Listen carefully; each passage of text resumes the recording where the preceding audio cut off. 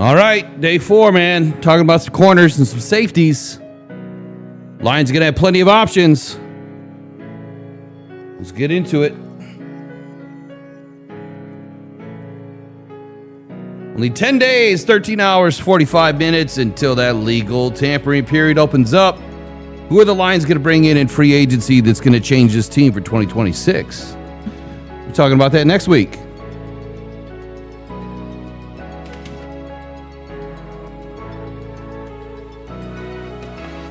All right, here we go.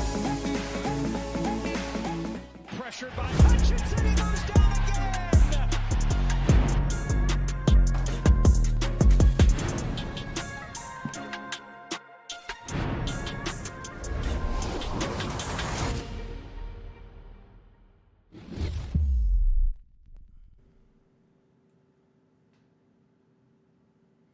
All right, welcome into Rockhound Detroit Lions. It is two guys and a fern once again tonight, bringing you guys a breakdown of Combine Day 4, safeties, corners, tight ends. It's a good day today. We didn't do any interviews today, though. And we didn't oversleep. No, we just had plenty of other things to do today. But yeah, there's a reason why we didn't do interviews today. But just like there wasn't time to do it the other day. I don't know about you, Eric, but I felt a lot better about today as far as the corners and the safeties than I guess I initially was feeling. Like I kind of felt like this class was going to be, hit or miss, and I felt it was going to be pretty thin going into it. And some of the guys that were projected to be, so-so, and a lot of guys going on day 3. I think a couple of guys earned a day 2 spot. And I think there could be a few now in day 1. Clearly we know where Emmanuel McNeil-Warren's going now, but how did you feel about the day overall? Well, to set it up, when we did the interviews yesterday, I had done interviews with 12 players, and 4 of those 12 players had a formal meeting with the Detroit Lions, and 8 of them had an informal meeting with the Lions. Some of them had both. And you take what you learned yesterday and then you go and see them in person. You get to see how long their arms look, not just what it is on a tape measure. You get to see their physique. You get to see how their hips move, how their legs and arms swing. You get to see if they can catch a ball, if they can deflect a pass, if they're going to be able to flip their hips, turn around in coverage, and actually cover a guy. So today, it was very eye-opening. And one of my players that was on my list yesterday that really didn't impress me that much. Now, he had an informal meeting with the Lions. I think I have an idea of who that is. But before we get into those guys, I guess let me kind of give you the Cliff Notes version of the day. We had some big stuff go off. Yeah, a lot of big things that happened. Matter of fact, Some records got broke. I guess, right away, what's going on here? Mike P, you're not blocked. I don't know why you're saying that. All your stuff's showing up in the chat, buddy. A lot of it is showing up in the chat. So you're all good, my man. There would be no reason for that anyway. Yeah, no, we're not the Gestapo guys. Yeah. So anyway, to kind of preface the day today, I wanted to see a few guys perform, and after yesterday's conversation with a handful of athletes, I put out a post, multiple posts with some short videos, and we have not gotten all of them up. There's still a lot of video that we have to go through, and a lot of videos that are going to get, a little shorts that are going to go up of these guys' conversations. And I mean, you can watch all of it on NFL Network or on YouTube or wherever. But you're not going to get, the ones that we did. It's still all there as far as 100% of what they said to us, they said to the cameras themselves. But we had an opportunity to answer the question. Today alone, I took over 700 pictures with my good camera. That's craziness, man. There's going to be a lot of good images that you won't see other places either. Yeah. Hopefully we'll be able to post some of them at some point. But anyway, so today, let me open up my Twitter here. Let me just give you guys my safety short list if you haven't checked out the Twitter. And I have a new Twitter that I'm starting next week. This one that I use for me and my name is like shadow banned, and I've had nothing but problems trying to get stuff out there and get some traction. So I'm going to start a new one for Detroit Football Journal, and you can follow that at DFJ Sports. Again, that's at DFJ Sports. Yeah, let's do that right now. So go and follow it right now, or subscribe, whatever the hell it is on Twitter. DFJ Sports. That's where I'm going to start putting all my sports stuff. I'll put some stuff underneath my name too, but I'm going to start an entirely new division here this year, and I'm just going to run with that. Detroit Football Journal is kind of the way that I'm trying to go anyway. That's where all the media credentials is going to change to this season. So let's get that out of the way first. Yeah, that's it. I haven't done anything with the account yet. All right, you don't even have a picture on it. I got nothing there. So don't be surprised. I literally did it sitting in the stands today. First and foremost, I'll give you my short list, and then I want to go to some breaking news today, or not so breaking news, and let's clear up the rumors. Some and then narrative and news. then we'll move forward. So my short list on safeties. Obviously, Emmanuel McNeil-Warren. I mean, clearly, if we have a problem with Kirby Joseph, the number one way, and obviously Brian Branch is going to be delayed on getting back potentially, October. We don't have a safety on this roster that can come in and play the way that they do, or the way that Kirby did.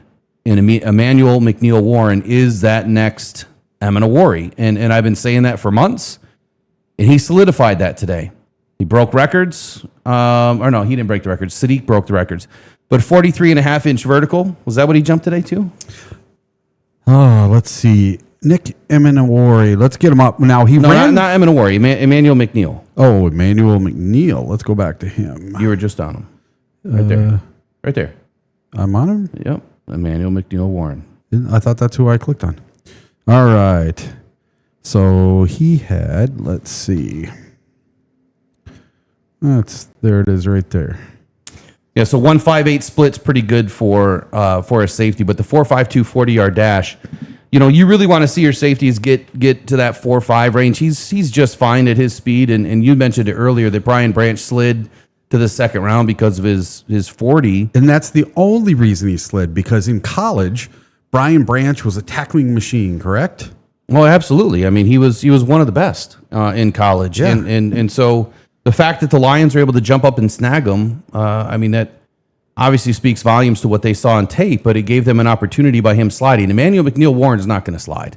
That dude is a first-round pick. There's no ifs, ands, or buts about it. He was the most special guy out there all day. I mean, you want to talk about smooth, and everything that he did. He painted the lines. He tracked everything well. I thought that his hips were nice and gimbaled, which is my new term. No one else has used it before, but I call it gimbaled hips. If you know what a gimbal is, that's what it means. I mean, the guy is moving. He is moving with action all over the place, but those legs have great balance. The hips are staying flush to the ground, and he's moving in the right direction. So he's one on my short list. The Lions would have to invest a first-round pick. Not saying it's going to happen. I'm just saying it's a possibility, and he should be there at 17. AJ Halsey, you probably get him around pick 50. Kamari Ramsey, a name that not many people are talking about. You could probably get him at pick 50. The special name of the day. No, it's not Lorenzo Styles, but he's on my short list. Zaki Wheatley. Zaki Wheatley is a player that I think is going to end up as a Detroit Lion. You can lock it in right now. During the combine, that I think Zaki Wheatley could end up here playing for the Lions, and I think he's probably going to go around 118. Now, when I say 118 on Twitter, when I put it out that I think that's where he's going to go, that just means I don't think that the Lions are going to invest heavily into a safety prior to the 118 pick. They could take the 118 in a fifth, and a sixth, and a seventh, and they could package it and move up to 100 or 99 or 105 or wherever they need to go to get Zaki Wheatley. He's a hell of a football player. And then number 5 is Lorenzo Styles. I'll give you guys more information on these guys here in a minute. Lorenzo Styles right now is like late day 3, super late day 3. I think he did enough today to move up, and I think that the Lions would take an opportunity at him around 180 or 187. I think our other pick is 204 and 223. I don't think he's going to be there at 223. I don't think he's going to be there at 204. And I don't think he's going to be there at 187. I think he's going to move up into this draft. And I think, part of the reason, Eric, honestly, it was a Styles show this weekend so far. This week so far, not weekend. Well, I guess Friday, but both of these kids come from the same bloodline, right? Sonny Styles Sr., former linebacker, Super Bowl winner. And now you've got his son, Sonny Styles Jr., and now you have Lorenzo Styles. That bloodline is exactly what you want on your team, and I think that a team is going to be willing to invest an earlier draft pick in Lorenzo, even though he's kind of been, the kid kind of tucked away in the corner, if you will. The afterthought brother, I think he's got a lot of special ability, and so I wouldn't be surprised. He ran well today. He ran extremely well today. I wouldn't be surprised if someone takes a shot at him early. Yeah, Lorenzo Styles had the best combine number of the day as far as the 40-yard dash. He ran a 4.27. Yeah, good stuff for him. And then the short list for corners for me, I did 7 for you guys. Davison, hold on here. Davison Igbinosun. I think you'll be able to get him around number 50. Doesn't mean that the Lions won't be looking earlier. There's some other players that I feel did extremely well today, and players that I do believe that could be on the Lions' radar, but I was not going to look at into the first round just yet, and I'm still going to go through some of it. These are players that I actually think have a chance to make it to Detroit. But Colton Hood, by far, is my favorite corner in this draft right now. Colton Hood, great control under speed. And speed load. So when he was out there under speed and loading up, right? The one thing I kept talking to Eric about today is in that W drill, they backpedal, and then you need that pop and that burst to get forward, right? Every time that he would backpedal and then launch forward, he was one of the smoothest in transition, which means he's got some good loose hips, and the power to drive and get forward. And he did it all under control. And he was one of my favorite. Very smooth. Very, very smooth runner. But the hip flip and run drill that I call it, that's not what it's called. He showed very fluid movement there. Ball tracking is elite, very smooth with all the drills. Honestly, he explodes. He's one of my favorites in this draft. Number 2 for me, or that's number 1 if there was a first rounder. Number 1 is Davison Igbinosun. Number 2 is Devin Moore. Devin Moore caught my eye today. I think he'll be available around 118. And then I got 2 more at 118. Will Lee III. This guy grabbed my eye today, and I'm going to have to dig into him a little bit more. I do not believe that I had a conversation with him this week. And then Malik Muhammad. I posted about him the other day when I met him. I think he's one of the smartest players in this, one of the smartest corners, in this draft. When he talks ball, he talks ball. Takario Davis, he had a couple of issues today, but I still feel that he did enough to maybe get taken around 180. And then Ephesians Prysock, I know it's a name that may not be on anyone's radar right now, but he is someone a little bit later in day 3 that could be an option. He's going to need a lot of work. He was a guy that when I talked to him yesterday, I thought he tanked interview time. Well, we don't know how he did with the actual interviews, but with us, with media, he was a little shy. Media, he was very, very shy. So this, like I said, this was a kid that avoided the mic, avoided eye contact, was very soft-spoken, seemed like all the other kids would run roughshod on him, one of those kind of kids. So to me, I initially, what did I write on his? I wrote no. That was what I wrote next Just to him. no. And I Just took not a video. doing it. I have a video of him, but we can put up a video of him talking, and then we can put up a video of him running his drills and catching balls and stuff. And you can see he's a different person on the field. He impressed me on the field today. He did not impress me in the media room yesterday. On Takario Davis, I'll just give you the Lance Zierlein cliff notes here, is more disruptive than productive. And he has that size, length, and strength to reroute releases from press. And that's what I noticed today, too, is he definitely has the size. The arm length is what I really love, and the height. I mean, he's 6'4", 33 3/8 inch arms, 194 pounds, 9 1/4 inch hands, which they're plenty fine. They're plenty big enough to go catch a ball. He's someone that I could see flip into safety. And so with some of these names that I have, picked out for corner, I do believe there's a couple here that could flip to safety at the next level, and he's one. And if you get, Takario Davis, back in, the 5th round or even the 6th round, and you're able to turn him into a valuable safety, I think that's something that the Lions would potentially do. Let's just be honest here.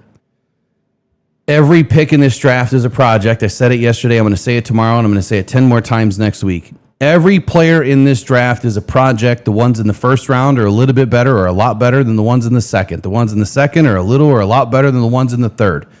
But every single one of these guys has something to work on, if not multiple things. Nick's talking about Jermod McCoy, so I got to address this real quick. There were about 15 corners and about 10 safeties who did not participate today. McCoy being one. Yes. So Another guy that I have on my list, so number 7, is Latrell McCutcheon, senior, excuse me. Arm length is a little bit devoid of length. It's not terribly bad, but at 31 1/4 inches, I've seen worse. His hand size is a little worrisome at 8.5 inches, but you're talking a 7th round draft pick here. What I like about him is the way that he answered the questions, the way that he spoke. Not that means anything on the field per se, but he knew what he was talking about. He knows ball, and he could have a conversation with you at a high level, which tells me he has high IQ. And that's half the battle. If you don't have a smart football player on the field, it doesn't matter how fast they are, how long they are, how strong they are. None of that matters. You could be as fast as you want, but if you're dumb as a doornail, you're just going to run yourself right out of the play. And he's a guy that I don't think is going to run himself out of the play, even though today he was probably, top 10? Where was he? 1, 2, 3, 4, 5, 6, 7, 8, 9. Top 9 as far as speed. Ran a 4.42 today. Official. And Malik Muhammad, this is what Lance Zierlein had to say about him. 6 foot, 32 3/8 inch arms. No, I'm sorry, that's Muhammad. I need to go to McCutcheon's. There he is, McCutcheon. 6'2", 31 and a quarter inch arms, 8.5 inch hands, 191 on the scale. Good athleticism score of 80. Production score was pretty low, but a 4.43 in the 40, a 1.58 split, 38.5 inch vertical, 10 foot, 11 inch broad. Maybe it's probably average, maybe a little better than average. 3-cone drill was 7 seconds flat. 20-yard shuttle of a 4.18. Now, I haven't put all these numbers into the formula yet. I'll work on that next week. But McCutcheon is a long boundary corner whose athletic ability exceeds his instincts in coverage consistency. He constricts short routes from tight man with twitchy feet and short area quickness, and I noticed all of those things today. He triggers quickly from the top of his drop, but is often a step late because he fails to anticipate the break and read the quarterback for clues. He plays the receiver and not the ball, and that's exactly why his production is low. When you play the receiver, you're breaking on the receiver, you're watching the receiver's hands as opposed to watching the quarterback, and when you're not watching the quarterback, you don't know when the ball's coming your way, therefore you're reacting late. I see him being more of probably a zone guy. Someone that you want to play in front or, behind, but, everything's in front of you. Even though he's better probably as a man corner and he's, kind of done his work as a man corner, I think if you allow him to play, on top, that might give him a better opportunity to make some plays. But then again, I've got a lot more work to do on him. Those are my guys. That's my top 7, top 5. We'll dig into some of the news here in a minute. Eric, who are some guys that you like today? Well, we're going to start with my number 1 cornerback who impressed me today, and I didn't see this one coming. Now, I did talk to him yesterday. I did get a video with him, and that is the cornerback out of Missouri, Mr. Toriano Pride Jr. This guy ran the fastest of any corner at 4.32. He was blazing fast, and he was catching some balls and moving around. Now, he was another one. He wasn't the most forthcoming when talking with me, but he did a good job. I mean, he just wasn't super polished talking to media just quite yet. He's got 31-inch arms. He's only 5'10", 9.25-inch hands, but he ran a 5.32 with a 1.5 split, a 37.5-inch vertical, and a 10'8" broad jump, and a 7.2 cone. And then, far as cornerbacks went, let's see who else I had on this list. Damani Jackson, I did like him today. I thought he looked okay. He ran pretty fast. He ran a 4.41, and he's out of Alabama. Now, he did not participate in some of the drills, but he did do the 40 today. I didn't see if he did all the drills. Let's see how he did today. Yep, all he did was the 40. Everything else, he's leaving for his pro day. But he was very well-spoken. He was very ready for the mic. He's at Alabama, came from a big program, so he knows what to do. He knows how to talk. So I'll say those were my 2 best. And then, like I said, from yesterday, Andre Fuller, Marcus Allen, and Avery Smith were the guys that I talked to, and all of them ran pretty decent and were okay in the drills. None of them really flashed a whole bunch. But then we get over to the safeties, and I have a few different guys. So today, I saw a guy that I did not see yesterday. We didn't interview him. I did not talk to him, and that was VJ Payne. This kid, to me, has a Kirby Joseph type body. He's real skinny, tall, lanky, long arms. This kid's made for making interceptions. And he did really well in the catching of the ball today. And I liked the way he ran, and I just loved his body type. And he was tearing it up pretty good in the drills today. He ran a 4.4 flat 40. Let's see, 6'3" with 33 3/4-inch arms. So I was right about the arms, and I had not looked at this until just now. He ran a 4.4 with a 1.52 split, a 35-inch vertical, and a 10'7" broad jump. What was the arm length? What did I say? 33 and something. Where did it go? Where'd he go? BJ Payne. You were just on it. Yep. 33 and 3/4 inch arms. That's long arms. So he's 6'3". He's 6'3". So I didn't mark him down very well on my sheet, but that again is someone that with that kind of size and that weight, he's someone that could flip to safety, or he was a safety. He is a safety. Yeah, he is a safety. So there we go. Never mind. Yeah, because I'm going. I thought you were talking about corners. No, I was on my corners. Now I'm going through my safeties. I only got a couple on the safety side of things. So that was my first one, and then we had Xavier Wampa. I liked him today. And then Emmanuel McNeil Warren. I really liked him today. He really caught my eye. That guy, man, I know he didn't run the fastest 40, but like I was telling Will in the car on the way here, remember Brian Branch? He fell to the second. And why did he fall to the second? Because he ran slow at the combine. That was the only reason, because he had amazing college production. He did all the other drills well. He just didn't have a fast 40. Amon Ra had a slow 40. I mean, some guys, they don't have a fast 40 on 40 day. And 40s really don't mean a whole lot to these coaches. I mean, it does for some positions. You know, obviously when you're, receivers, running backs, it matters, right? Those guys are running forward, not backward. It's pretty hard to time a corner or a safety running forward when they do the majority of their work running backward or, sideways almost. It's good to know that they have makeup speed, and I think that's why the drills like the W drill is so important, because that to me shows that quick initial burst. As you're backpedaling and that they're snapping off the route, receivers snapping off the route, and you've got to dig, plant, and you've got to get mirrored up and get back into phase and stay on those guys. And I think that's why the W drill is so important. Interesting thing happened today. So we're sitting in stands. Well, this morning I wrote one of my risers. I wrote an article on DetroitFootballJournal.com about DeMonte Capehart. And I really like this dude. I think that he has a lot of upside. I think he has a lot left to learn. And it's funny because we're sitting there and this lady comes walking down. She sits on the end, and just so happens that she's a Clemson girl and she covers Clemson. And it didn't even dawn on me that that's Capehart's school.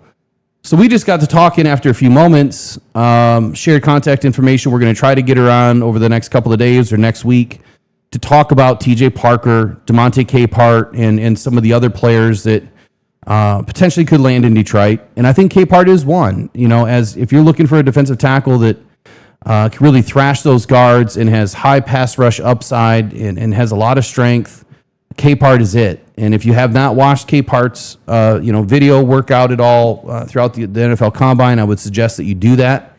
And I would also suggest, if you don't have tape, or film, to go find some highlights. UNC would be one. Virginia would be another. Texas playoff game. Go watch some of the film.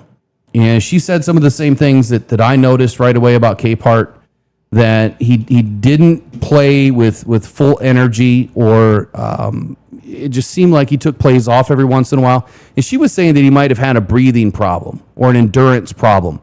And part of that may be that, he was at that school, I think 6 seasons, and he fought his way, onto the roster and into a starting position the last 2 years, but he was only playing 350, 400 snaps a year. I think maybe 350. I don't think he ever touched 400. And that's just not a lot of snaps. And maybe he wasn't in the best shape that he could have been, but he was in great shape. For the combine, he ran a 4.8540. That's moving for a 313-pound man. It's extremely difficult to find size and speed and athleticism and strength like this kid. So if he ends up being, a 4th, 5th round pick, you got to burn it. And I think that there's going to be a certain faction of Lions fans that say, oh, we got Broderick Martin number 2. Well, again, I'm going to say it for the 50th time. Everybody past round 1 is a major project. It is what it is. That's why you only get, 12, 13, 14 first round grades this year. And I'm already down to 14. I had more a week ago, but I'm down to 14 now. Check them out. Well, let's get into the breaking news. Or not so much breaking. Terry and Arnold. Last night, I did a video on Terry and Arnold based on 100% of Nolan Bianchi's article. Okay. And we read it verbatim, went through all of it, gave a couple of opinions, and then his attorney decided to either contact someone or someone reached out to him today and got some statements. I know that Justin Rogers put something out and many others followed suit, trying to dispel all of the, can you pull that up by chance? Trying to dispel, you got a lot of things open, by the way. Trying to dispel the rumors here. And I'll give you the Cliff Notes version as I can remember it from memory. And that is that Terry and Arnold has never been implicated, has obviously not been arrested. No charges are pending. I'm not an idiot. I know that charges can still happen. Allegedly, he was involved per the judge, and that judge's order had implicated Arnold kind of. Even said that Del Val chick was his girlfriend, and apparently that's not true. So I don't know why this judge is putting that in there, or maybe this attorney is just doing his job and fighting back and trying to put out the fire. So whether it's true or untrue, we're not going to know. But the simple fact is something happened. Arnold is somehow intertwined in all this stuff. Maybe he really has nothing to do with it. The court system still has to do their job, and the whole process has to play out. I hope to God he's not involved, and I hope it all just goes away. But here's the statement from Terry and Arnold's attorney. It says, I represent Mr. Terry and Arnold in connection with an incident that allegedly occurred on February 4th, 2026 in Tampa, Florida, which resulted in the arrest of 5 individuals on serious felony charges. To be clear, Mr. Arnold had no involvement whatsoever in the activities that led to those arrests.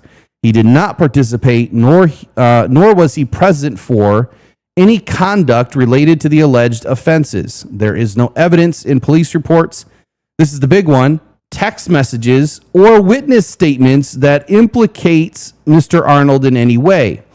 So as I said last night, what could typically happen in a case like this?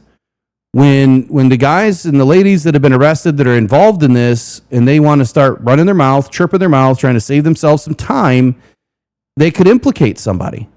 That, according to this attorney, has not happened. But that big one is the text messages. And the reason why is if you go back to Nolan Bianchi's article, in there it stated that they found more information through the text messages. That they're texting each other, hey, wait till I get there, or whatever it said. Apparently that didn't happen with Arnold. Okay. And that's a good thing. It goes on to say this. In fact, after direct communication with the lead prosecutor, it has been confirmed that no charges have been filed against Mr. Arnold in connection with this matter. Recent media coverage has referenced an order issued by Circuit Judge J. Logan Murphy, which improperly suggests Mr. Arnold's involvement in the incident, which obviously that absolves Mr. Bianchi because he just reported on the order, and it absolves anybody that utilized that order to deliver the content. So it also incorrectly identifies Miss Duvall as Mr. Arnold's girlfriend. Both assertions are false, misleading, and entirely unsupported by the record. Mr. Arnold categorically denies these unfounded claims and maintains his complete innocence. He was not involved in the crimes allegedly committed on February 4th, 2026 in Tampa, Florida. We strongly urge members of the media to refrain from perpetrating or perpetuating inaccurate or speculative narratives. The facts are clear, and they do not support any claim of wrongdoing by Mr. Arnold. So there you go. Until there's something that comes down from a court that says otherwise, let's just allow Mr. Arnold to get back to business and hopefully keep on healing himself and get back to the team. But there's another piece to this, Eric.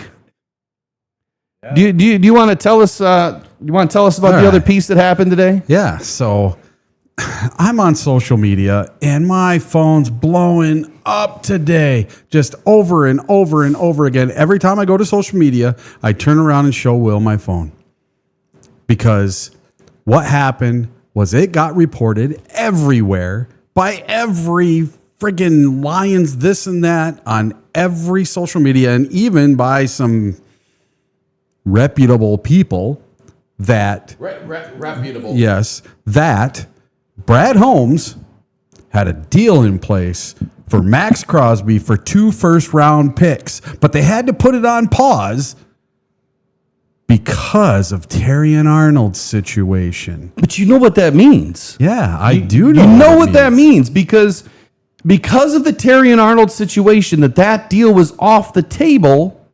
Well, wait a second.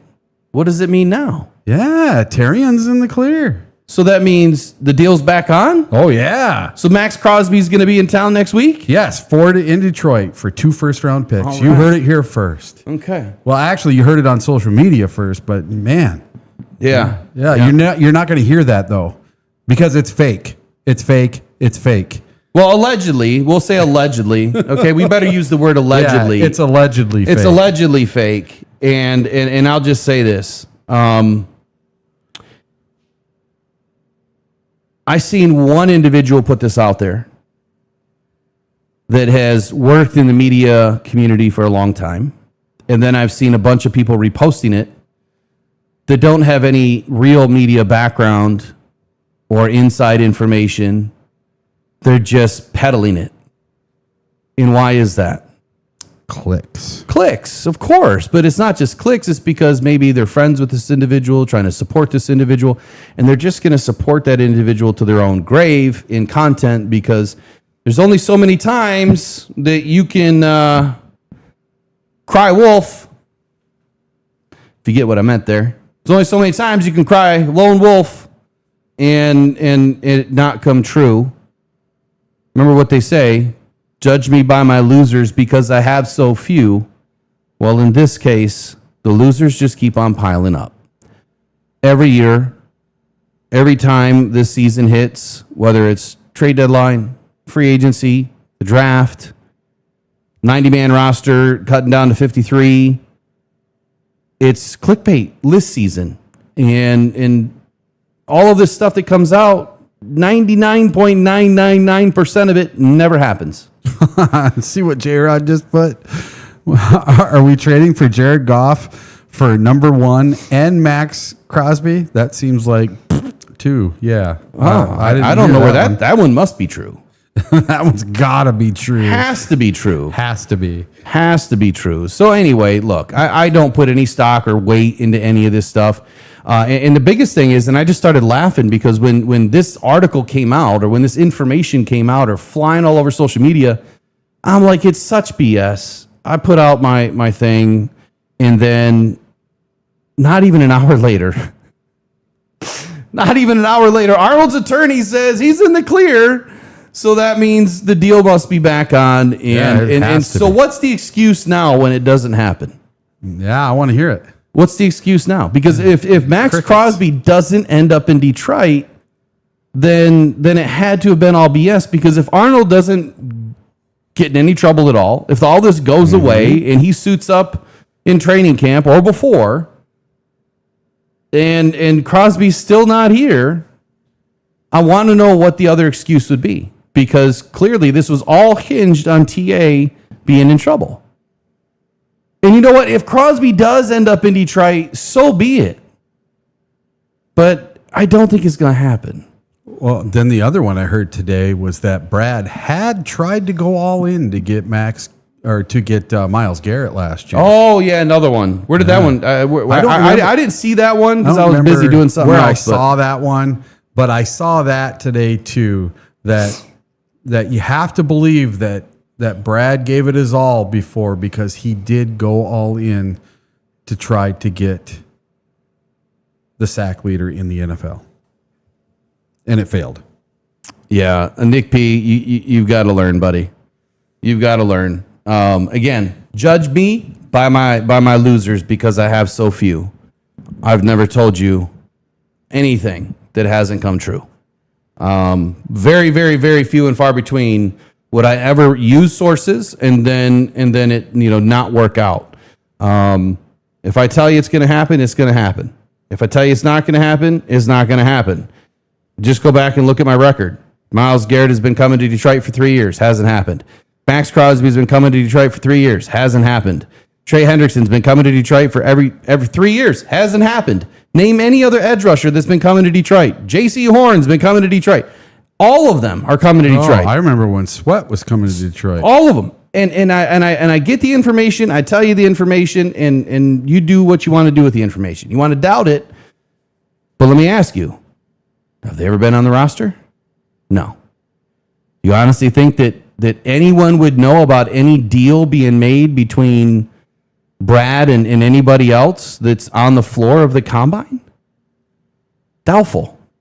Very, very doubtful. Hey, I like that. What Kurt says in the chat there. I need to apologize for the things I posted about TA yesterday. And there's a lot of fans that are still running with this narrative on social media. It is crazy. Yeah. So like Philip Thomas says in here, it takes two to tango, trades are tough. That's a different story though, right? Because if you have met the demands of what the Raiders want, 2 firsts and a player, right? That's what's been speculated by Rich Eisen, Pat McAfee, Garofalo, Rappaport, the other dude. Yeah, because they're saying they want it to be more than what they got for Micah Parsons. It's a minimum 2 firsts and a player. Minimum. And if Brad was ready to go and the deal was in, but TA was in trouble, they had to pull back, well, then that means the deal should still be in. So was TA the player? No. TA was not the player. No way. Who would the player be? Oh, Sam Laporta, because we're trading Sam Laporta. Oh, Sam Laporta too. I forgot. Sam Laporta's going too. So in the same week, we were going all in for Myles Garrett, Max Crosby, and trading Sam Laporta all in the same week within a matter of days. Come on, people.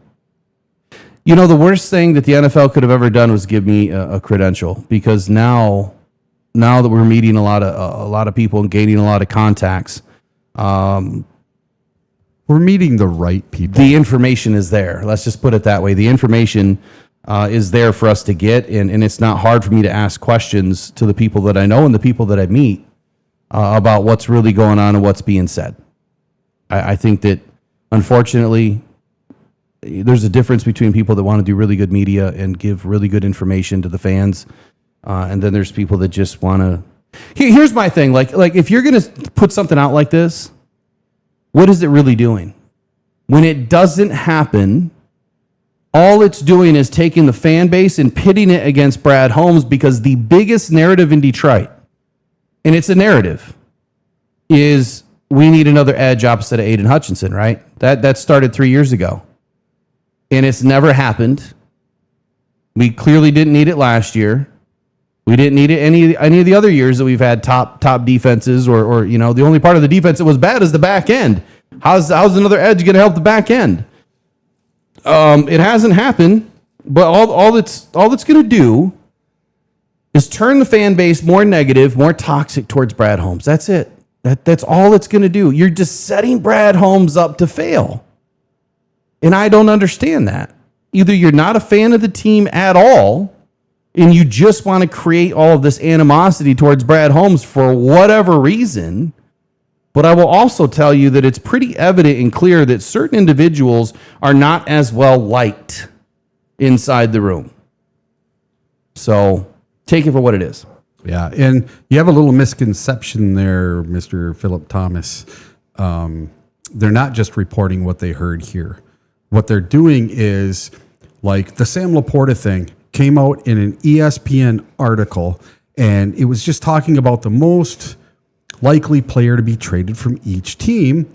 And the person that wrote that article said that it would be extremely unlikely for them to trade Sam Laporta. And he put a 10% chance on it.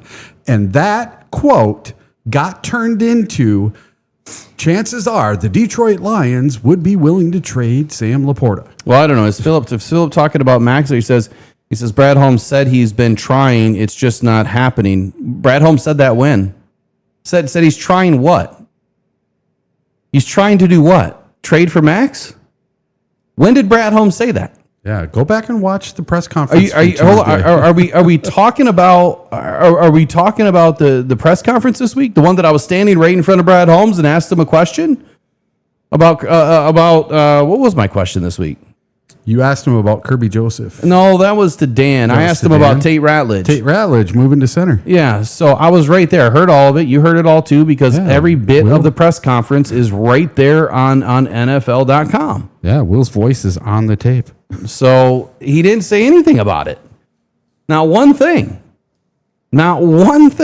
was said. So anyway, it's not happening. It's never going to happen. Ask yourself this question. How many holes do we have on this team? A bunch. How many? We'll start with the defense. Kirby, Brian. All right, Kirby's out for sure right now. Brian is out to probably October, and when he comes back, he's not going to have a full season, playing like he normally does. He's going to have a little bit of decreased output, if you will. Every player does, coming back from a major injury, especially an Achilles injury.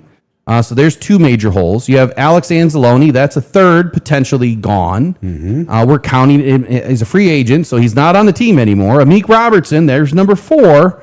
That's a hole because he's not on the team. He's a free agent. Mm-hmm. And then you go to the defensive line. You have DJ Reader. That's number 5. I got the idea from Dan Campbell that Josh Paschal is not coming back. If you go back and listen to what he said that there was more that would need to be talked about or done. I'm not going to try to quote him because I can't remember everything, but I do remember that it sounded like Josh Paschal's not coming back. Levi sounds like he's going to get an opportunity to win a job, but Paschal, not so much. And I think that there's more to the Paschal story, but I'm not going to go into that right now. So that's 6, right? That's 6 major holes, 7, 6 or 7. So we have 6 or 7 major holes on the defense. And do you guys, are you that ignorant to really think that Brad Holmes is going to give up 2 first-round picks and a player? Or 2 first, if it's supposed to be more than Micah Parsons, then you're talking about 2 first-round picks and possibly a second or a third? Or a 4th or a 5th? Do you really think that he's going to give up that kind of draft capital when you have this many needs? And you have no money? Oh, and Mohammed's gone too. Okay, so there's number 8. You have no money right now. The Lions are $11 million in the hole, even after the league is injecting $22 million. So the only way they're going to get money is by restructuring. And how on earth are you going to restructure and go spend money in free agency and give up all of your future draft picks? You would kill the team in 2 seasons or less. It'd be done. And I guess I don't understand why people don't get this. Like, do the math. You can't replace 8 guys on defense when you just gave up 3 draft picks, 2 of them first rounders. You got 1 player back and you still got 8 more holes to fill on defense. And you don't have enough draft picks to do it, and you have no money for free agency as it is right now anyway. Sure, they could They could go out and free up $104 million of contract restructures, but what's going to happen in 2 seasons? You're dead in the water. Bill comes due. And Jay Cruzen, Hutch cannot be restructured. He just signed his deal. And so Drew Edwards just said, hey, did you read the report about Max Crosby? Brad Holmes is cooking. No, we just got done talking about it for 15 minutes. Yeah. He's not cooking. If anything, he's probably sitting back laughing at the bullshit that's being printed in the media because it's not happening. Look. They have to look and see. Jesus, they're laughing. On. They're laughing their asses off. There's no way. There's no way that you can rebuild. There's no way that you can rebuild and give away your future at the same time. Because right now they're in rebuild mode. It's a retooling. You could call it rebuild because we have so many free agents that are exiting this team potentially, and we don't have the money to re-sign them anyway.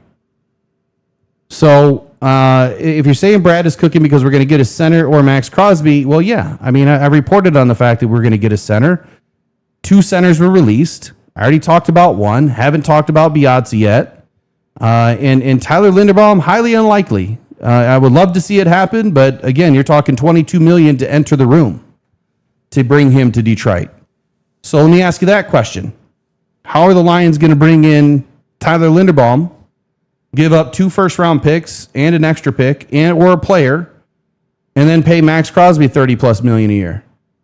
How's that going to happen? Okay, we can bring in Tyler Biadasz for about $8 million, or we could bring in Cushenberry for about $8 million.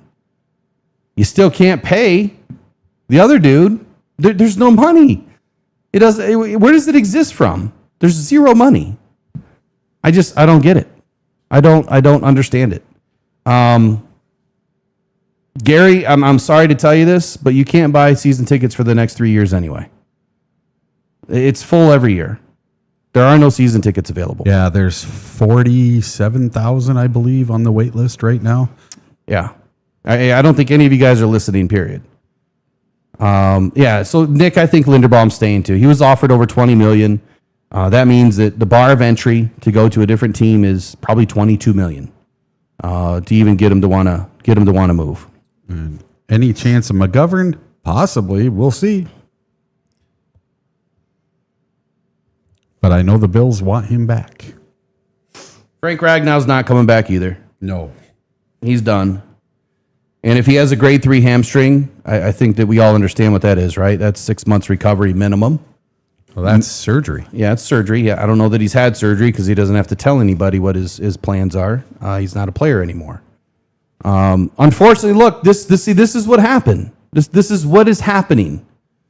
This is why the media is so toxic, because it's getting fans to think that something's happening and that we deserve it, and it's not that we don't deserve, all of the best players in the league, but it's not happening. All right, you ready to spin this back in a positive light? Yeah, we're going to move back the other way. All right, so tomorrow we are going to talk to offensive linemen, and we're going to try to figure out the center position and the left tackle position. We know that Taylor Decker's coming back, but he's getting long in the tooth. We need his replacement of the future, and Dan Campbell and Brad Holmes said so. They said as much on Tuesday. So you're talking about, Robbie, you said something that sparked all this for me about Jake Slaughter. Well, we're going to get the chance to talk to him tomorrow. And then on Sunday, we're going to get the chance to watch him do drills, see how he moves, see how fast he runs. Speaking of Jake Slaughter, though, and I don't have the exact quote in front of me. We're going to have to dig quotes tomorrow while we're sitting around. It was Brad, I believe. I believe it was Brad that was asked about center. Yeah, you asked him. No. Maybe it was Dan. Either way, it was either Dan or Brad that were asked about center, not Tate, but asked about where you're going to be able to get a center in this draft. And the individual that asked the question had stated in a way that, what are you thinking about doing at center? Because you may not be able to get one until day 2 or 3. And are they really going to come in and be able to help your offense right away? And the way that the answer was, yeah, I don't know that there's only day 2 or day 3. That those guys are only available on those 2 days, like thinking that there could be a round 1 center available. And so I think that the way that I took that is that Brad or Dan, again, I can't remember who it was at this point, is thinking that you got to get through the rest of the work. You've got to see the centers do their work in the combine. You've got to see them do their pro days. You've got to have conversations with them. And who knows? One of these centers may jump up into the first round, but they'll definitely be available in the second round, which would be pick 50 for the Lions unless they decide to move. I'm not so sure that the Lions are going to go center in the draft just yet, just like anybody else. And I think that with the centers being released right now, I would say that the Tyler Biadasz, opportunity, I think that makes more sense than any of the other options. He's a good player. He got released, but he's still a good player. Yeah, and then Cushenberry got released, and then you have Cade May from the Panthers, who is a free agent. You have McGovern, who's a free agent. So there's a few out there. But what does that mean? Not only for the Detroit Lions, that they're going to be looking for a center, but all those other teams that lost their center are also going to be looking for a center. So there's going to be, I'm going to say every one of these centers that is in this draft is going to be drafted. Well, yeah, of course they're going to be drafted, but I guess the thing that you have to do if you're thinking from a GM's perspective or even a player analyst perspective, okay, this team, Washington, they gave up their center. Cushenberry came from the Titans. They gave up their center. So where's Washington picking right now? They're where? Top 10? I don't remember. Need that printed out and just sitting here. I know, but we're on the road, so I'll just pull it up real quick. Yeah, they're picking at 7, and then you got to look at the Titans. They're picking at they've got 35, and they have number 4. Well, they're not taking a center at 4, but they could take a center at 35. Washington, they're picking at 7. They're not going to take a center there, and I don't think they have a second round pick, if I'm not mistaken, and I'm looking here and I don't see it. And the Panthers, they need a center.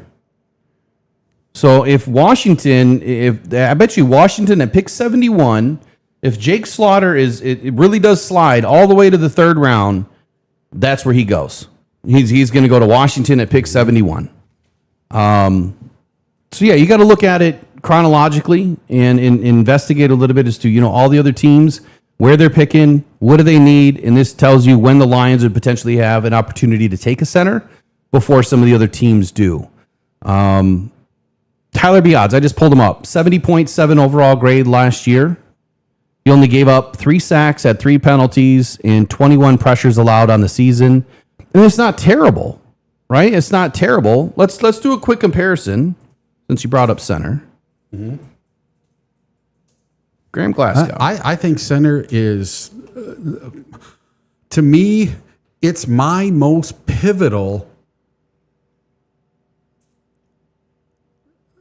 place on the entire team to get right in this draft. If we're going to draft a center, we need to get the right one, and we need to get one at a really good value. And what am I talking? I'm talking 4th, 5th, 6th, 7th round to get a center. Okay. Later, day 3, day 2. I just hold on here. Duncan Stewart, I don't know you. I've never really seen you in here, but I got to tell you this, buddy. Ragnow is retired. You can't trade Ragnow. He no longer works in the NFL. He's technically under contract if he unretires, but you can't trade him. You can't trade the rights to his contract. He retired.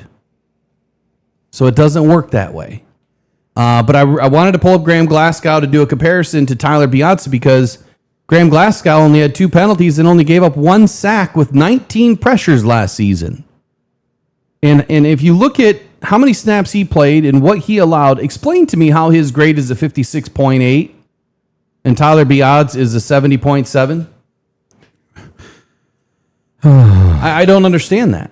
Yeah, PFF likes who they like. I don't understand how this guy can have way better grades than Graham Glasgow, but his analytics, his stats are worse. I mean, the only thing I'd have to do is I'd have to go in and I guess watch all of his run blocks and now, see how many yards were ran behind him and all that good stuff. Now, could the Lions roll with Graham Glasgow this year? They absolutely very could. well could. It could be Graham Glasgow, Taylor Decker, Mahogany, Tate Ratledge, and Penei Sewell. That could be our starting 5 this year, day 1. It could be. But you know what? They're going to have more continuity because they're all together again, and they're going to have better backups. And they're going to have the heir apparent at center and left tackle in this draft or in free agency. And we're going to get some guys that are going to help push these guys to be better. And like Will was saying the other day, center is the most important position on the offensive line right now to get all the calls in, get everything set, get everybody going the right way, pulling, going out, blocking a linebacker or whatever they have to do. We need the center position and we need it right. And if it means that we got to have Graham Glasgow for one more year and the heir apparent is next year, then so be it. But I think there's some guys this year in the 4th, 5th, 6th, 7th round that could come in and be the eventual starter and the heir apparent. Someone like Pat Coogan, and there's a whole bunch of other ones. There's plenty of centers, and we'll get an opportunity to take a look at them tomorrow. The question becomes, how many of them are going to fit what the Lions do? And I think that we can all agree on one thing. The Lions had a major problem last year with their offensive line. How much of that was on Graham Glasgow? How much of that was on everybody else? You know what I'm saying? That's the question. You've got Sam Hecht, and if Daniel Jeremiah is right, he believes that Sam Hecht is the best center in this draft. And I don't understand that, honestly, but he's at 68 according to PFF. Connor Lew's at 76, and he's got a torn up leg, and Jake Slaughter's still sitting behind him at 79. Doesn't make any sense to me on PFF side. If Connor Lew has a torn up leg, what does that sound like to you? It sounds like a Brad Holmes kind of pick, right? Yeah, we can get him this year. Graham can fill in until he's ready to go. Yes and no, but we still have Seth McLaughlin. And I think so. I think the more that I get into the draft, remember what I talked about a month ago, 6 weeks ago, 8 weeks ago, I always preface it by saying, look, the combine is going to change a lot. The workup is going to change a lot. Free agency is going to change a lot.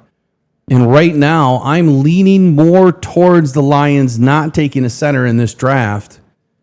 They have Seth McLaughlin. Graham Glasgow still hasn't made a decision if he's going to retire, but he's under contract, so he wouldn't be coming back. He would just be showing up. And no one actually asked that question about Graham this week. What, if he's planning on retiring? Yeah. Well, I mean, look, we're going to get the same boilerplate answer, and that's, he's been in the league long enough. We're going to give him time to just do what he needs to do, and he'll let us know. And he probably would have said, we'll find out here in the next couple weeks or less because we have to do something. But they answered the question with Tate Rowledge that Tate is still a possibility to move to center. So you have Tate that could possibly go to center. You have Seth McLaughlin, who is now rehabilitated from his injury, and he was the number one center coming in the draft 2 years ago. So there's good possibility that they feel extremely comfortable already with Seth McLaughlin, but they've got to get him on the field. They've got to get him out in practice, and he'll be able to participate in all the OTAs and everything else for the Lions to be able to get, a good look at him.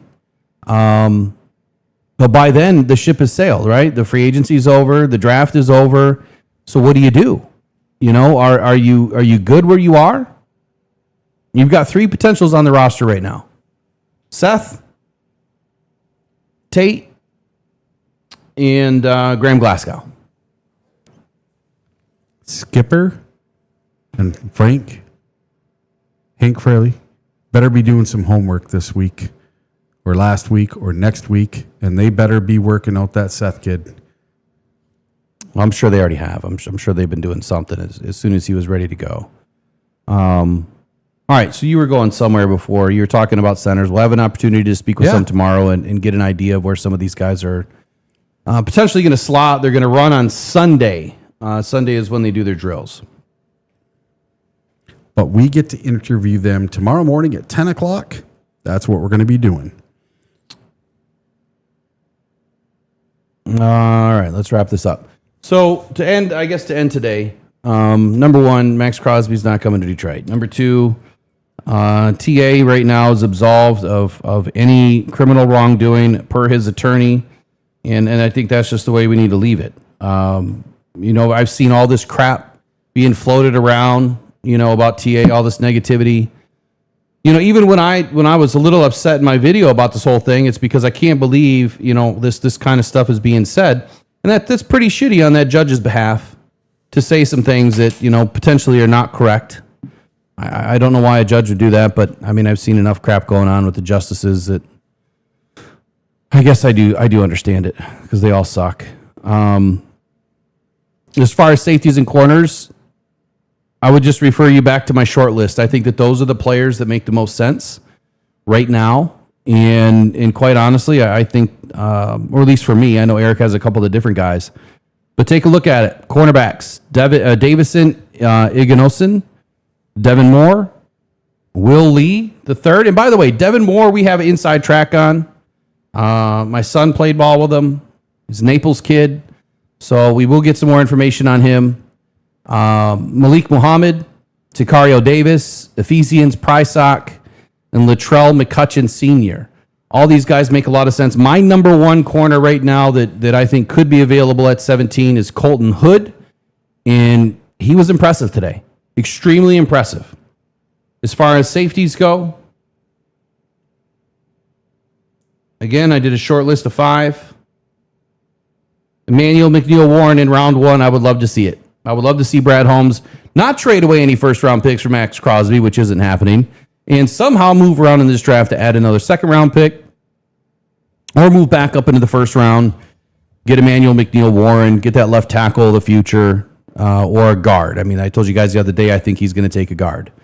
AJ Halsey, I think you'll get him at pick 50. Kamari Ramsey, I think you'll get him at 50. And Zaki Wheatley is hot on my list at 118. And then Lorenzo Styles, I think he did enough to get into the 5th or 6th round, where the Lions have plenty of picks in the 6th round, and they may be willing to package a couple, move forward, and snag them up.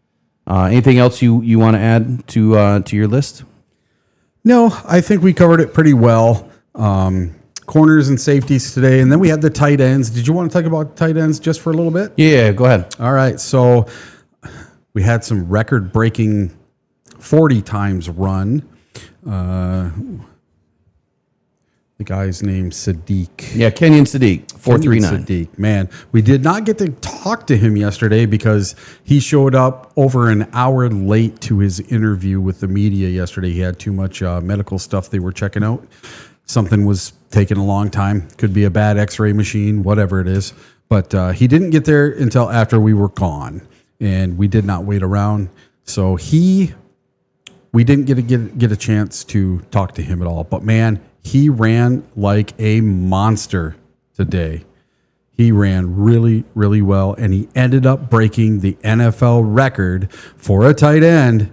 He didn't tie it. He ended up breaking it officially at 4.39 with a 1.54 split. He was blazing fast. So there's a player that I'm pulling up right now that I'm going to compare him to, because in the article that I wrote about Kenyon Sadiq is I see him as a big body receiver, kind of a Kyle Pitts style, obviously more of a receiver, not a blocker. Doesn't mean that he's not a willing blocker, because I think Kenyon Sadiq is. Calvin Johnson was 6'5", 239 pounds, 36-inch arms, 9 3/4-inch hands, and ran a 4.4 flat. Had a 1.55 split.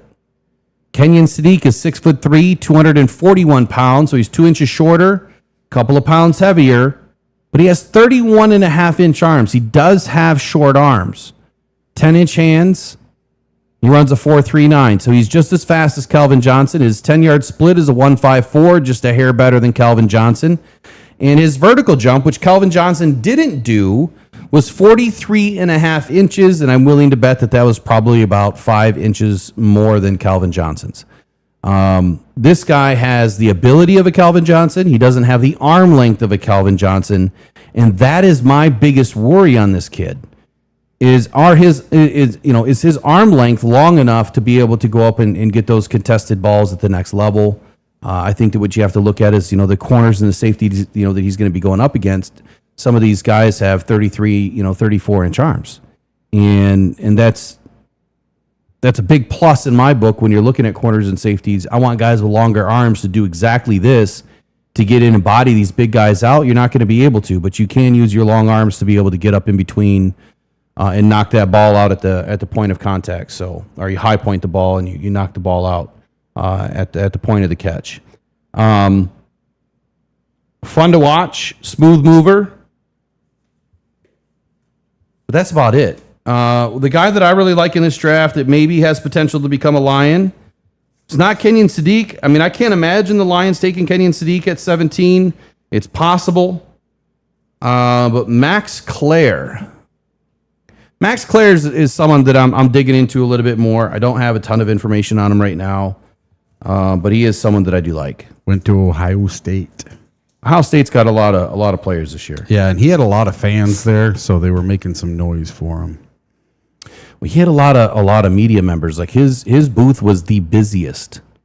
As soon as he popped up, man, it was like flies on you know what. And then as far as combine results for Max Clare, I don't believe he did anything today. But he's 6'4", 32 and 1/8 inch arms, 9 and 1/8 inch hands, 246 pounds. And quite honestly, he might be one of the more complete tight ends in this draft. And I would say that if there's anyone on Brad's list, it's probably going to be somebody like this, in an early round. Otherwise, they're going to wait until the 5th or 6th round and grab somebody just to bring in for a body. Anything else you want to add? There were a couple of other guys. I'm not going to get into them deep right now, but there was the tight end from Oklahoma, Jaron Janik. He was doing a few cool things. Khalil Dinkins, a guy from the Freak List. He ran his first time slow, and he got much quicker on his second attempt, and he was catching some balls. He was doing some good things. And then from Indiana, from the championship team, a guy named Riley Nowaski. He caught the first touchdown of the game. He also had some good things going on today. So those are the guys that caught my eye. And then I'm not going to give it away, but I met someone that worked as a cameraman for ESPN today. His name was Eric. My name is Eric. So we kind of hit it off. And he gave me a little insight on someone who had a meeting with the Detroit Lions. So I'm going to do a little work on this guy, and we'll talk about him next time we talk about tight ends. Well, I've already posted it. Oh, you already posted it? Yeah, Oh, it's already okay. posted. So All right. Well, he's from Germany. He came from Germany, and at 19 years old, decided to learn English because he wanted to play American football. And he had an official meeting with the Detroit Lions, and he says it's his dream to play American football in the NFL. And he went to the University of Michigan. So some of you guys are going to know who he is, but you're not going to know his story. His name is Marlon Klein. He's 6'6", 248 pounds. He's got a very big frame. And his introduction, he ran a 4.62, by the way. His introduction to the NFL was that when he was a little child, his parents took him to one of the very last games in Germany for NFL Europe. And as a small child, he fell in love with American football because of him going to that game. And he has pictures, apparently, of him at that game. And I have a full interview of him that the guy from ESPN downloaded to me, and he sent it to me. Have not had a chance to watch it yet, but I can't wait to dig into this kid's style or his story and see it all, because what a great gateway player for the Detroit Lions. I don't know how many gateway players you're allowed to have. Gateway? The international gateway players. International pathway, but he's not on the list this year. He's not part of the 2026 IPP class, and I found that kind of interesting. And I'm not sure of the exact rules. I think that you have to come from another country. Like if you're as a rugby player or something, and you're going to go try out, like with punters and kickers and that. But for him, since he's already been playing at the University of Michigan for multiple years, I think that. Ahmed Hassan, he played at Boise State. I know, and I didn't understand why he didn't make the list. There's a 2026 IPP class, Yeah. and his name wasn't on there. Very strange. So as soon as Eric was telling us about this kid and his information, I started looking some of that stuff up to kind of figure out why would the Lions meet with somebody that is expected to be a UDFA? He's not expected to be drafted. He didn't really do a whole lot at Michigan. And matter of fact, when I posted it, there was, Michigan fans already saying, yeah, I'll pass. This guy, can't catch and yada, yada, yada. But if he doesn't hold a roster spot, if he's number 91, then yeah, of course you bring the guy in. Yeah. And the Detroit Lions did meet with him. He had one touchdown at the University of Michigan. And ESPN's following along his journey to see if he gets drafted and where he gets drafted at. And you never know.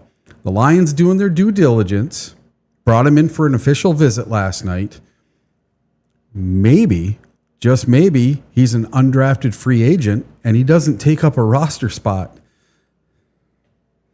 It's possible. I was just reading here in 2025, in his first, he opened the season as the number 1 tight end, and in the first game against New Mexico had a career high, team high, 6 receptions, 93 yards, and a touchdown. In 2024, Klein moved into a larger role. After 2022 is when he started at University of Michigan, but in 2024 he had a larger role. In Week 3 versus Arkansas State, he was Michigan's leading receiver with 3 receptions for 43 yards. Klein played in all 13 games for the Wolverines, starting 6. He totaled 13 receptions for 108, was a key contributor in the running game as a blocker. And I think that when we find more about this guy, that's probably the reason why they're bringing him in, is they're looking for some willing blockers in the run game. A Brock Wright type. Exactly. Well, guys that can catch potentially, but can at least block. As much as we don't want to think that we're going to be doing some 13 personnel, we're going to be doing some 13 personnel. And you can't do 13 personnel without 13 personnel. So we need more tight ends. Yeah. And we need tight ends that can block. But it was a good story. And there's going to be a story, according to Eric, that ESPN is going to be dropping a story on this guy pretty soon. And it was nice for Eric to make the contact today. This is going to be, another guy that we'll be able to talk to, that has inside information about certain things. But inside with ESPN, the door just continues to creak open just a little bit more every day. And it was cool. For the second day in a row, I found out about someone meeting with the Detroit Lions before other people did. Absolutely. Thought it was pretty cool. Absolutely. So that's it. I think that's it for tight ends. I think I was hoping that there was going to be more of a tight end class that was going to be exciting for me. Mm-hmm. I just don't see it this year. Yeah. I think that this class is quick and over. There's going to be a couple of names, and then after that, it's I did like the kid from Wyoming today, too. The kid from Wyoming was all right. Let's see. Where was this? It was John Michael Gillenborg. Gillenborg, Cyborg. Yeah, I liked him, man. Gillenborg. We could have Cyborg. I forgot about him. We could have the Cyborg on our team, man. Cyborg and Cybertron. There you go. Yeah. All right, well that's it. Kind of a product puke kind of a night, the third night in a row. We're just gonna throw a bunch of stuff at you. Once we settle down and we're able to put everything together, we'll get some more stuff out. Tomorrow we start early, so I think we're gonna end early tomorrow too, right? I think that's our goals. We're gonna try to end early and try to get on a little bit earlier, and then one more day, and it's over. And it's all over. And then it's time to get into free agency, man. We'll be able to put the rest of this stuff together for the draft later, and who these guys really are and what they mean to the Lions, or if they don't mean anything to the Lions. But there's some names, there's some good players, and I think that where the Lions are picking, I think that they're going to run into a few good players. I guess the last thing I want to say is, I keep seeing this other thing online too, that a lot of fans keep blaming Brad for the last 2 drafts and saying that the last 2 drafts have been bad. And if you're one of those individuals that I'm speaking to you really need to go look at the class, and you need to look at where the Lions are picking. When you come off of a national, or you come off of an NFC championship game and you're picking, at the bottom end of every round, the players are slim to none. When you have, 14, 15, 16 first round grades, those are your, blue chip type athletes that can make a difference day one. Every player after that is a major project in some form or fashion, and picking at the very end of drafts does not make it any easier. Some teams got lucky. A lot of teams don't. If you look around the league, there might be one team in every round that is going to find a gem. 1 out of 32 are going to find a gem in every round, not named a blue chipper. And outside of that, everybody else is traditionally non-starters, other than teams that are going through complete rebuilds like the Lions did for 2 years in 2021 and 22, where they pretty much started all of their draft picks. But the last 2 drafts have not been a fluke or a flunk for Brad. I think that there's a lot of good things that we're going to see out of last year's draft. Tate Rowledge in year 2 is going to be extremely special, and Tyleik Williams is about to set the NFL on fire this season. He's going to come in, bigger, stronger, faster. Well, hopefully lighter, but bigger and stronger, faster. You know what I mean? Plenty of good players on those rosters that are still developing. You're not going to hit on every player, but Brad Holmes is hitting on over 78%, which is one of the highest marks in the league. So y'all can miss me with the stuff that Brad is not doing a good job. He's doing the best job he can with the picks that he has and the players that are available. Some of these drafts, you got guys that are coming in, still from the COVID years when they started, their time in college. You've got a lot of older guys in the league now because the NIL is keeping them in college because they're already getting paid. And beyond that, some of them took, redshirt seasons or foregoed, one of their seasons in 2020 because of COVID. So you combine all of that together, and every year more guys are starting to trickle in. But by next season, I think all the COVID stuff, is going to go away. When it comes, to the draft, and there's going to be, better players hopefully available, but they're a lot older. You got a lot of 23, 24, 25-year-olds now. It's not the young bucks that we're used to having. So anyway, final thoughts. Let's get out of here. This is the most grueling, brutal 7 days you'll ever endure doing this, because you do interviews all morning and then you watch players all night. So, 8 a.m. or 7 a.m. comes really quick. Absolutely. Yeah. You guys have a good rest of your night. We'll catch you guys in the next one.